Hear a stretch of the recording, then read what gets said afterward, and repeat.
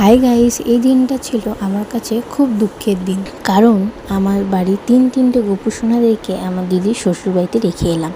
তো দুটো গোপাল তো আমার দিদি ভাইয়ের, আর বড় যে সব থেকে সে আমার বাড়ির গোপাল, তাকেও আমার দিদির শ্বশুরবাড়িতে রেখে এসেছিলাম। এবং সেটা কেন, কিসের জন্য, সেটা তোমাদেরকে আমি জানাচ্ছি না। কারণ আমাদের বাড়ির কিছু প্রবলেমের জন্য আমি আমার গোপুসোনাকেও আমার দিদির বাড়িতে রেখে এলাম। মানে গোপুসোনা বলতে গেলে ওর নাম হচ্ছে ক্রিস, কিন্তু মাঝে সাঝে ওকে আদর করে একটু গোপুসোনা বলেও ডাকি।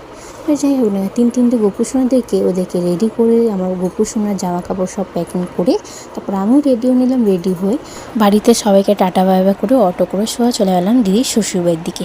এবং দিদির শ্বশুরবাড়িতে গিয়ে দেখি আমার দিদিভাই ননদ এসে তার দুটো ছেলে এসেছে, আর আমার বোনপো তার দুই দাদার সাথে খেলা করছে। তো তারপর আমি দিদিভাইকে গিয়ে বললাম, দিদি গপুদেরকে কোথায় রাখবি রাখ। তারপর দেখো এখানে আমার বোনপো দুষ্টুমি, ও যার মধ্যে করে আমি গপুদেরকে নিয়ে গেছিলাম সেই ঝুড়িটা নিয়ে কি খেলা আরম্ভ করেছে, আর তার ছোটো দাদার সাথে এখানে ঝুড়ি নিয়ে খেলা করছে। তারপর এখানে খেলছিল, আমি চাইছি আমাকে দেবে না। তারপর সবাই মিলে একটু চাটা খেয়ে নিলাম। চাটা খেয়ে তারপর একটু সবাই মিলে একটু টাইম কাটালাম। টাইম কাটানোর পর দেখি যে রাত হয়ে এসছে।